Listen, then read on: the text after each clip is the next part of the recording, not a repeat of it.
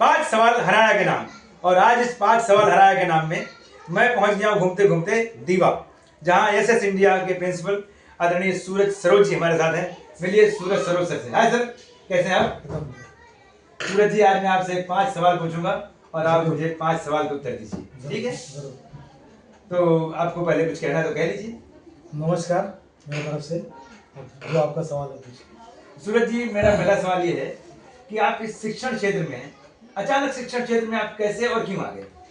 अच्छा, तो सबसे पहले बड़ी बात ये है कि ये शिक्षण क्षेत्र में आने का सबसे बड़ा एक रीज़न था कि आजकल के युवाओं की पीढ़ियों को, जो गरीब बच्चे हैं, उनको शिक्षा न मिलने का कारण, उनको शिक्षा अच्छी नहीं मिलती थी। इसके कारण की वजह से मैं ये एजुकेशन फील्ड में आया, जिससे हर एक बच्चों को अच्छी शिक्षा मिले, अच्छा उनको पढ़ाई मिले, हर एक चीज़ मिले। इसलिए मैंने इस फील्ड को चुना और इस फील्ड में मैं काफ़ी हैप्पी हूँ और मैं गरीब बच्चों को भी अच्छी सेवा देता हूँ।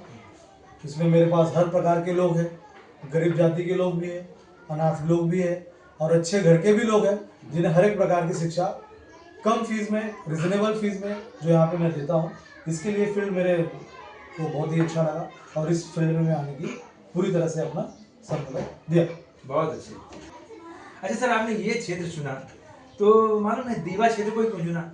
आपको पता है पहले सर दीवा से लोग घबराते थे। अभी मैं आपको बताऊंगा कि हराया सर बोलना तो नहीं चाहिए, बहुत बड़ी बात है कि दीवा क्षेत्र एक ऐसा क्षेत्र है जो हर मिडिल क्लास फैमिली को एक छत देता है। क्योंकि ये मिडिल क्लास फैमिली 15 से 20 हज़ार कमाने वाली फैमिली एफर्ट्स नहीं कर सकती मुंबई जैसे क्षेत्र में एक अपना खुद का घर लेना। तो वो जो मिडिल क्लास फैमिली 10, 15 से 20, 25, 30 कमाते हैं, वो आज दीवा में एक अच्छा फ्लैट लेके 12, 15, 20 तक लेके आज अपनी जिंदगी अच्छे से खुशहाल जिंदगी जी रहे हैं।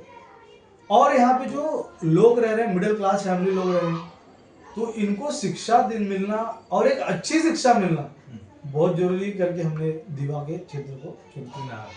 पहले सर मालूम है जब यहाँ से दीवा से हम लोग गुजरते थे ना, एकांत यहाँ बहुत रहता था तो डर लगता था। इक्का दुक्का चौका 3-4 लोग उतरते थे पूरी ट्रेन में से, लेकिन आज देखता हूँ भर भर के लोग उतर रहे हैं। अरे सर ठीक है, वो तो मैं मान लिया, ठीक है आपने किया। अब सर जो आपने शिक्षण क्षेत्र चुना है और इतने ऑनरेबल चेयर पे बैठते हैं आप, तो सर इस क्षेत्र में दिक्कतें कौन कौन सी आपको आती हैं?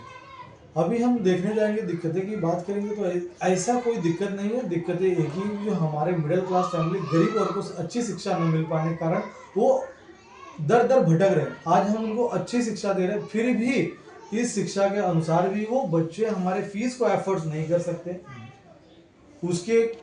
और जो कि यहाँ पे बच्चों को सुविधाएं जो होती हैं लाइट की, पानी की, वो भी नहीं हो पाती। उसके अपार्ट हम उन बच्चों को शिक्षा को प्रदान करते हैं, उनको जितनी सर्विसें हो सके दे सकते हैं। पानी की सेवाएं हो गई, लाइट की सेवाएं हो गई। यहाँ पे हमने, अगर लाइट नहीं है तो अपने स्कूलों में यहाँ पे इन्वर्टर की भी हमने सुविधा की है, ताकि हमारे बच्चों को किसी भी प्रकार के तकलीफ ना हो। अच्छा सर, अभी आप सुविधाओं की बात करें तो मैं ये जानना चाहूँ कि आप इसमें कौन कौन सी सुविधाएं हैं सर? हमारे स्कूल में हर एक प्रकार की सुविधा है। हमारे छोटे बच्चे के वर्ग के लिए, हमारे मिडिल क्लास परिवार के लिए, मिडिल क्लास फैमिली के लिए यहाँ पे एजुकेशन पॉलिसी के बच्चों को पढ़ाने के लिए अच्छी अच्छी सुविधाएं। क्योंकि सुविधाएं के बारे में बताएंगे तो हम यहाँ पे बच्चों को, हमारे पास साइंस लैब है, कंप्यूटर लैब है, डांस प्रोग्राम है, बच्चों को एवी रूम है, अच्छा खासा हम उनको स्मार्ट बोर्ड प्रोवाइड किए हैं, मार्कर यूज पेन करते हैं, स्मार्ट एजुकेशन देते हैं। हर एक प्रकार का जितना हो सके इलेक्ट्रॉनिक बेस्ड हम लोग बच्चों को अच्छी शिक्षा देते हैं। वाह क्या बात है। अच्छा सर, ऐसी कोई योजना है भविष्य में कि मैं अपने बच्चों को हर स्कूल से हटकर, बहुत सारे स्कूल हैं यहाँ पर, तो उन सारे स्कूलों से हटकर कोई योजना आपके दिमाग में चल रही है बनाऊं और बच्चों तक पहुंचाऊं? योजनाओं की बात करने जाएं तो योजनाएं तो बहुत है। हम चाहते हैं कि बच्चों को अच्छी शिक्षा मिले, अच्छी सेवाएं मिले, अच्छी सर्विस मिले, लेकिन उस योजना के पीछे भी कुछ कारण है कि यहाँ के लोग एफर्ट्स नहीं कर पाते। अगर हम उनको ज्यादा लेवल तक अच्छी योजना देने की कोशिश करेंगे तो जितना हो सकता है हम उनको इतनी अच्छी योजनाएं देते हैं, तो उसमें कोई दिक्कतें नहीं आती है। जितना बेटर हो सके हम बच्चों को बेटर प्रोवाइड करते हैं। अच्छा सर, मैं पूछना चाहता हूँ आपसे, जैसे आपके दिमाग में कोई ऐसी घटना घटी है किसी विद्यार्थी को लेकर के कि जैसे आप उसके लिए खुद को दोषी मान रहे हो कि यार मुझे नहीं करना चाहिए था, शायद मैंने ज्यादा कर दिया? घटनाओं को देखे जाएंगे तो हराया सर, ऐसी घटनाएं तो होती रहती, क्योंकि हम भगवान तो नहीं, हम एक शिक्षक हैं और शिक्षकों से भी गलती होती है। नहीं, रोकूंगा पर फिर कि शिक्षक को ही गुरु कहा गया है। अगर माता के बाद किसी का नंबर आता है गुरु में, तो माता पहली पूजनीय देवी है, तो उसके बाद शिक्षक दूसरा गुरु है। तो आप ये ऐसे कोई घटना है कि मैंने जैसे किसी शिक्षक किसी बच्चे को मार दिया या किसी को डांट दी हो या कोई ऐसी घटना हो? ऐसी घटनाएं हुई है कि जाने अनजाने बच्चों को हम लोग डांट देते हैं, फिर बाद में पता चलता है कि उस बच्चे की गलती नहीं थी, दूसरे बच्चे की गलती थी। तो ये हम गुरु है, तो बच्चे गुरु को कभी तो इसको अपार्ट में नहीं जाते, वो जो भी होता है उस चीज़ों को बच्चे काफ़ी हद तक अच्छे से हैंडल कर लेते हैं और उस चीज़ों को समझते हैं कि यार चलो ठीक है, हम नहीं झुकेंगे। अच्छा, आपके स्कूल में सिर्फ कोई ऐसा गरीब बच्चा है जिसकी फीस आपने माफ कर यस, दी हो? हमारे पास ऐसे काफ़ी बच्चे पढ़ते हैं जिनको मैंने 1 रुपया भी फीस नहीं लिए। एक घर से 6-6 बच्चे पढ़ते हैं क्यों? जिनकी हम फीस नहीं लिए। और मेरे पास ऐसे कुछ लड़कियां हैं जिसको मैं फ्री सेवा देता हूँ। आज पर पहली से लेकर 10वीं तक के बच्चों को, वो गर्ल्स को आज भी मेरे स्कूल में पढ़ते हैं, फ्री सेवा देता हूँ, कोई 1 रुपया नहीं लेता हूँ। अच्छा, ऐसे भी माँ बाप है जो अनाथ है, जिनके ना तो माँ है ना तो बाप है, पढ़ाने वाला कोई और है। तो कोई सर ऐसा उल्लेखनीय बच्चा आपकी नजर में जो आप यहाँ से पढ़ गया हो, किसी बड़े पद पे पहुंचा हो? हाँ, हमारे पास ऐसे बच्चे हैं जो आज MBBS डॉक्टर हैं और क्लर्क हैं, कहीं HR हैं, कोई लैब टेक्नीशियन है। तो ऐसे हमारे काफ़ी बच्चे हैं जो अमेरिका तक हमारे बच्चे हैं और हमें मिलते रहते हैं। अपना अलग से सवाल पूछ रहा हूँ कि आप सर सनातन हिंदू हैं? Yes, of course.